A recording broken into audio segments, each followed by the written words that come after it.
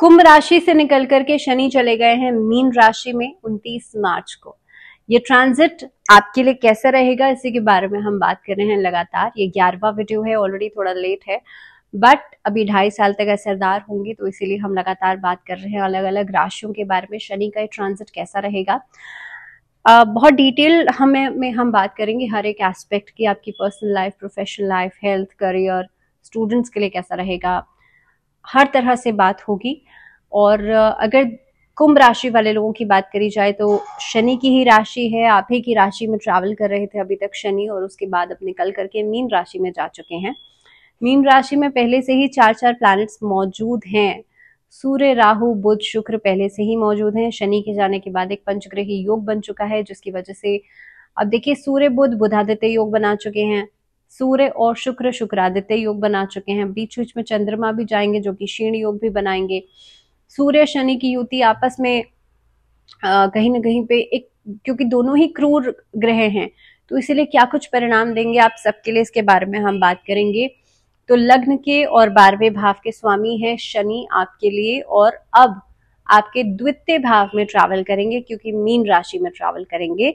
Mean राशि में पहले से ही 4 प्लैनेट्स हैं, अब पंचग्रही योग बन चुका है। 7.5 का अंतिम चरण कुंभ राशि वाले लोगों के लिए शुरू हो चुका है, और इस अवधि के अंदर खास तौर पे ये समय कैसा रहेगा आपके लिए, अगर देखा जाए तो चौथे, 8वें और 11वें भाव पर प्रभाव डालेंगे, यानी कि इन तीनों भावों पर दृष्टि रहेगी शनि की।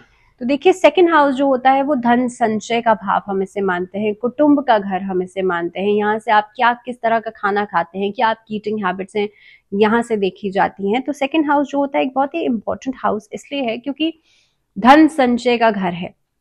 आप कितना पैसा कमा रहे हैं और कितना बचा रहे हैं, ये यहाँ से आप देख सकते हैं। अब शनि का यहाँ पर आना आपके लिए क्या परिस्थितियां डालेगा, क्योंकि अभी तक जब तक लग्न में गोचर कर रहे थे तो बहुत ज्यादा परेशानी करी हुई थी। दूसरा चरण चल रहा था, अब तीसरा चरण शुरू हो चुका है। सबसे पहले तो धन संचय के महत्व पर ये अवधि आपके लिए जोर देगी, सिखाएगी कि पैसा किस तरह से बचाया जाता है। मैं ऐसा इसलिए कह रही हूँ क्योंकि शनि जब बहुत डिसिप्लिन्ड हो जाते हैं, शनि देखिए अभी तक आपकी राशि में थे, लग्न में थे, बहुत सारी चीजों को इम्पैक्ट कर रहे होंगे, लेकिन अब शनि बृहस्पति की राशि में आ गए हैं। बृहस्पति जो है एक्सपेंशन भी देते हैं, बृहस्पति नॉलेज के कारक हैं, विजडम के कारक हैं, बृहस्पति ग्रहों के देव हैं।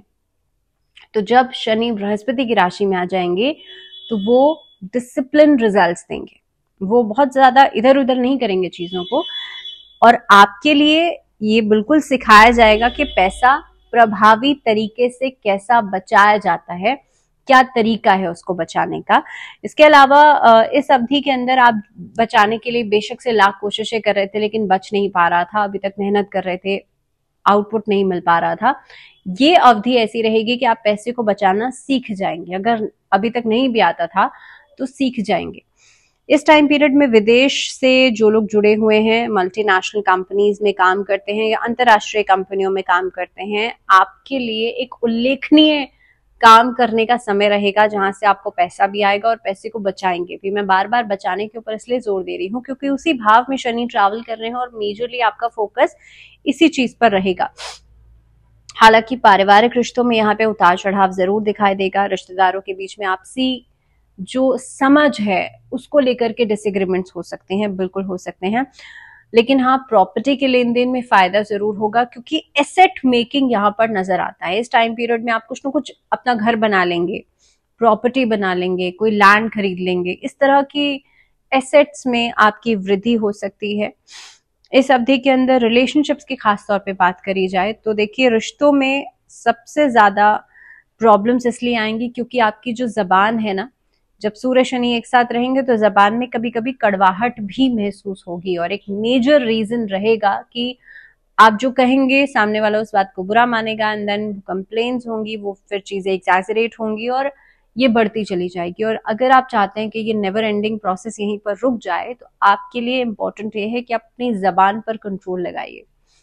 आप जो कह रहे हैं उसको बहुत सही तरीके से कहना जरूरी है, इसमें शब्दों का चयन बहुत सही होना चाहिए, नहीं तो सामने वाला आपकी बातों को समझ ही नहीं पाएगा। बेशक से आपकी बात सही होगी, जो मूल रूप है वो सही होगा, लेकिन उसके बावजूद भी आप गलत पोजीशन पे रहेंगे, यानी कि गलत बाउंड्री में रहेंगे। तो इम्पोर्टेंटली इस अवधि के अंदर आप अपने शब्दों का चयन बहुत सोच समझ कर करें, और जब आपको पता है कि ऐसी सिचुएशन है तो बिल्कुल सोच समझ के कीजिएगा, सो दैट आपके रिलेशनशिप जो है वो ज्यादा खराब ना हो। एक और छोटी सी चीज, एक और छोटी सी रेमेडी आप यहाँ पे कर सकते हैं इस अवधि में। अगर आप चाहते हैं, जिन लोगों के जीवन साथी के साथ ऑलरेडी डिस्प्यूट चल रहे हैं, ऑलरेडी प्रॉब्लम्स चल रही हैं, और वो चाहते हैं कि चीजें ठीक हो जाएं, भगवान शिव और माँ पार्वती का अभिषेक, आप पूजा उनकी जरूर करें, उनका गठबंधन जरूर करें। ऐसा आप सोमवार के दिन और शनिवार के दिन 2 दिन जरूर कीजिएगा। और ओम पार्वती पते नमः इस मंत्र का चांट आप कम से कम 108 बार जरूर करें, अगर बहुत मेजर इश्यूज चल रहे हैं आपके पर्सनल लाइफ में। दूसरी बात, अगर बात की जाए यहाँ पे जो लोग शादीशुदा नहीं हैं, उनके लिए शादी की प्लानिंग हो सकती है लगभग नवंबर के बाद। इस साल में नहीं होगी, मतलब इस साल में होगी लेकिन एंडिंग में जाकर के होगी, नवंबर के बाद जब शनि वक्री खत्म हो जाएंगे, फिर से डायरेक्ट होंगे तब हो जाके होगी। लेकिन हाँ, जुलाई से पहले पहले आप किसी से बातचीत कर सकते हैं, किसी रिलेशनशिप में आ सकते हैं, इस तरीके की चीजें नजर आती हैं। तो ओवरऑल पर्सनल लाइफ जो है वो इस तरह से इम्पैक्ट करेगी। इसके अलावा जीवन साथी के साथ अगर ऑलरेडी मिसअंडरस्टैंडिंग चल रही है, communication is always the key, क्योंकि बुध भी जो कि कम्युनिकेशन का कारक है, बुध भी अभी शनि के साथ है, तो सही डायरेक्शन में अगर आप रह करके बातचीत करते हैं तो बातचीत से भी चीजें सॉर्ट आउट हो सकती हैं।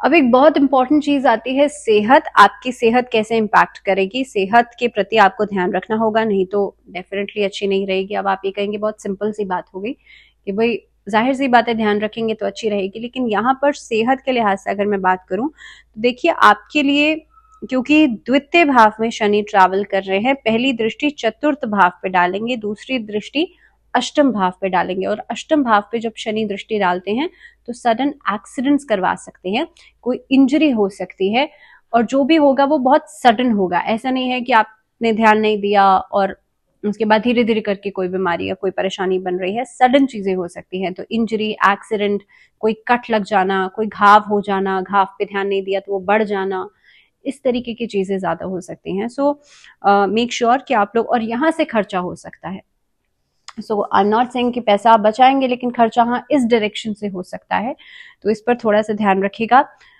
शनि चालीसा का पाठ रेगुलरली करते रहिएगा, और जिन लोगों की ऑलरेडी सेहत खराब है, ऑलरेडी आपकी लग्न कुंडली में कुछ न कुछ इशू है और सेहत आपकी खराब है, तो आप महामृत्युंजय मंत्र का चांट कर सकते हैं।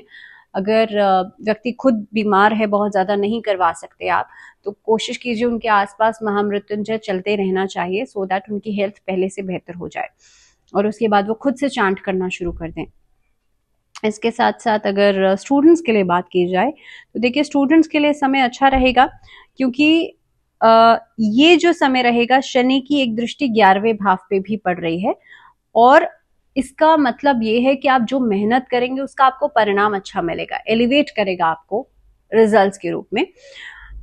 दूसरी चीज के, क्योंकि अष्टम भाव पे भी दृष्टि है, स्टूडेंट्स के लिए अगर मैं खास तौर पे बात कर रही हूँ, तो आप डिस्ट्रैक्ट होने से बचिएगा, ओवर प्लानिंग करने से बचेगा। ओवर प्लानिंग का मतलब ये होता है कि भाई आप आज में नहीं जी करके आप कल की, परसों की, तरसों की और आगे 2-3 साल की प्लानिंग अगर आप करके चल रहे हैं, जब आपको आज का नहीं पता, तो how can you plan for like 3 to 4 years down the line. तो इसीलिए बहुत इंपॉर्टेंट है कि आज के लिए अगर आप सोच करके चल रहे हैं, प्रेजेंट में अपनी स्ट्रैटेजी बनाइए, प्रेजेंट में अपने गोल सेट कीजिए, और उसके अलावा छोटे छोटे गोल सेट करना इस अवधि में बहुत इंपॉर्टेंट है खुद को मोटिवेट करने के लिए। Why I am saying it, because Saturn is a slow moving planet. Saturn आपको छोटे छोटे रिजल्ट्स देगा इस टाइम पीरियड के अंदर, सेकंड हाउस में बैठा है, छोटे छोटे परिणामों से ही आप मोटिवेट होंगे और उसके बाद ही आप आगे बढ़ेंगे। अगर आप लंबा टारगेट लेके चलेंगे तो हो सकती है पॉसिबिलिटी कि जब छोटे टारगेट्स ही अचीव नहीं होंगे, क्योंकि आपका ध्यान तो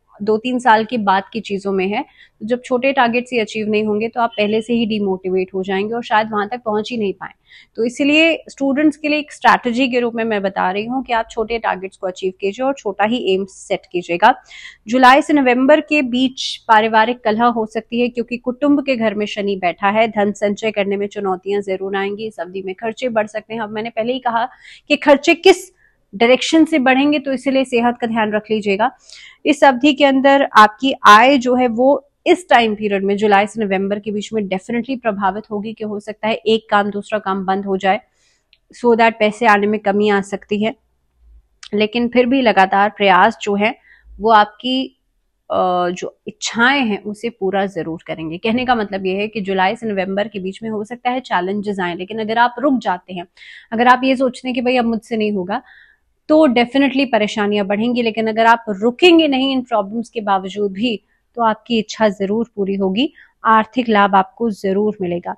अब जैसे मैंने पहले ही कहा था कि एक दृष्टि आपके चौथे घर पे है, एक आठवें घर पे है और एक 11वें घर पे है। तो देखिए फोर्थ हाउस जो होता है वो तो एसेट्स का हाउस है। And I already told you कि इस अवधि में आप प्रॉपर्टी बना सकते हैं, कोई एसेट मेकिंग की जा सकती है, चीजों की खरीदारी कर सकते हैं। अष्टम भाव की दृष्टि की वजह से हेल्थ में आपको बहुत ज्यादा कॉशियस रहना है। एंड मोस्ट इम्पोर्टेंटली इस समय के अंदर कोई गलत एक्टिविटीज में खुद को इन्वॉल्व करने से बचेगा, क्योंकि शनि वैसे भी बृहस्पति की राशि में बैठे हैं, आपको डिसिप्लिन सिखा रहे हैं, आपको प्रिंसिपल सिखा रहे हैं, आपको सही चीजों को करना सिखा रहे हैं। लेकिन अगर आप अष्टम भाव की दृष्टि की वजह से गलत चीजों में खुद का इन्वॉल्वमेंट करते हैं, या किसी नशे की लत, अल्कोहलिज्म, या बहुत ज्यादा स्मोकिंग, या बहुत ज्यादा आप एडिक्शन कर रहे हैं किसी भी चीज का, तो ये मान के चलिएगा कि आपके लिए परेशानियां बढ़ती चली जाएंगी। तो एक्वेरियंस के लिए अभी तो तीसरा चरण है 7.5 का, तो आपको अभी भी कॉशियसली आगे बढ़ना है। लेकिन हाँ, पहले से अब में राहत महसूस होगी, और राहत नहीं, बहुत राहत महसूस होगी। तो इसीलिए पॉजिटिव होकर के चलिएगा, गलत चीजों से अभी भी दूरी बनाइएगा। एक दृष्टि 11वें भाव पे पड़ रही है, तो 11वां भाव डेफिनेटली आपको एलिवेट जरूर करेगा आपकी लाइफ में, चाहे वो वर्क प्लेस हो, चाहे आपकी फाइनेंसेस हो, चाहे आपकी पर्सनल लाइफ हो, हर तरह से आगे बढ़ने में आपको मददगार साबित होगा। शनि चालीसा का पाठ नियमित रूप से कर सकते हैं इस अवधि में आप लोग, क्योंकि अभी हाल फिलहाल में मंगल जो है वो भी नीच के हो गए हैं। तो बजरंग बाण का पाठ भी किया जाना चाहिए इस अवधि के अंदर। मंगलवार के दिन आप बजरंग बाण का पाठ कर सकते हैं। 6 महीने में एक बार सुंदरकांड का पाठ जरूर करवाइएगा, ये भी आपके लिए बहुत ज्यादा फायदेमंद रहेगा। इनफैक्ट डेली रूटीन में आप सूर्य को जल देना, ये एक हैबिट के रूप में बना सकते हैं, क्योंकि इस के करने से आप देखेंगे कार्यक्षेत्र में आपका वर्चस्व, आपका मान सम्मान जो है वो बढ़ेगा। So this was all about Aquarians. अगली राशि में हम बात करेंगे आई थिंक जिसके बारे में बहुत ज्यादा आजकल बात हो रही है, मीन राशि यानी कि पाइसेंस के लिए, क्योंकि उसी में शनि ने ट्रांजिट किया है। तो पाइसेंस के लिए हम बात करेंगे कैसा रहेगा ये ट्रांजिट, क्योंकि ऑलरेडी हो चुका है, लेकिन अभी लंबा समय है। तो नेक्स्ट वीडियो में उसके बारे में बात करेंगे। बट टिल देन ध्यान रखिए अपना, स्टे ट्यून। फिलहाल मुझे दीजिए इजाजत, नमस्कार।